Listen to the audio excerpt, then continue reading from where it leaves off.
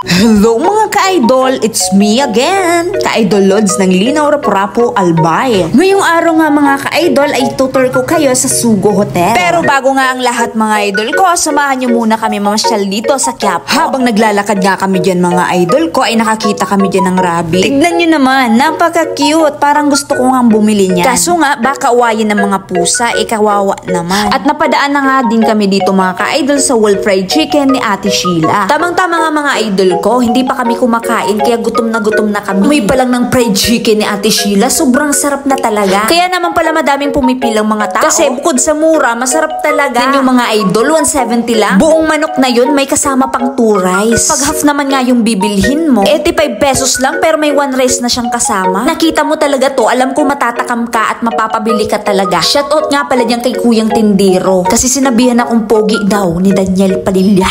Wah! Napadaan nga kami dito sa may 7-Eleven kasi may bibilihin nga kami. Bibili kami ng tubig at mga chichirya. Tapos nga namin bumili mga ka-idol. Napagpasyahan na nga namin. Mag-check-in na nga sa Sugo Hotel mga idol ko. Alas 11 na ng gabi kasi yan mga idol ko. Kaya kami ay napagod na rin. Ito na nga mga ka-idol, yung request nyo na i-tour ko kayo sa Sugo Hotel. Tara, samahan nyo kami. Pinasukan pala naming Sugo mga ka-idol ay sa Recto Avenue. Ito pala mga idol yung entrance nila. Mag-i-elevator ka muna kasi yung lobby nila ay nasa 6th floor pa. Pero yung lobby ko ay pag may ari niya na. Try mo nga namin dyan mga idol ko ay madami ang waiting sa labas. Hindi pa kami agad-agad naka-check-in dyan kasi nga madami ang pumipila. Alam mo yes, pang 14 kami dyan sa pila mga idol ko. Ang dami nag-check-in ngayon kasi malamig. Huy, iba yun. Charot lang mga idol ko. Hindi porket nag-Sugo Hotel kami ay iba na yung iniisip nyo or iba na yung iisipin nyo. Para sa amin mga idol ko ay ito nga ang magandang pahingahan. Kasi maganda yung place nila at higit sa lahat napakalinis ng loob. At ang kinagandahan nga mga idol ko ay safe yung lugar para sa amin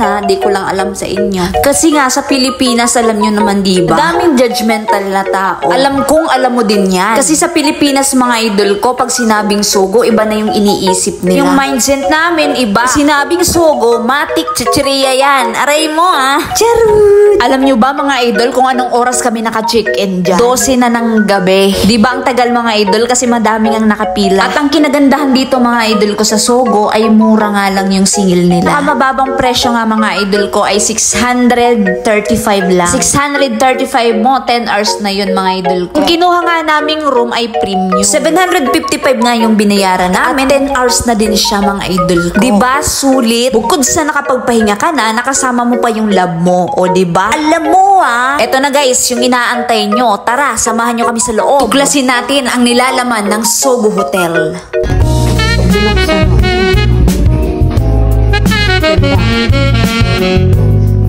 Ayan, meron din kami dito. Kasi dito na kami mag-debate. Ayan, madami pagpipilian ditong pagkain. Na sabon. And then meron din na ayan, may lagyan din sila ng bag. Ayan. Tapos may TV, mga idol ko. Oo nga, so clean, so good nga ang Sugo.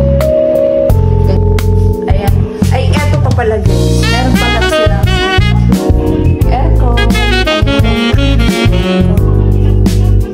Tapos, eto naman mga branch nila. Mga iba't ibang branch.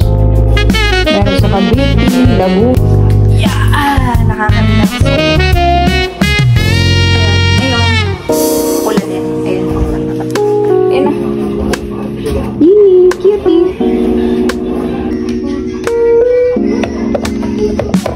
Ito kami sa may Sugo Hotel. Sama sila. Promise, mag-uusap lang kami.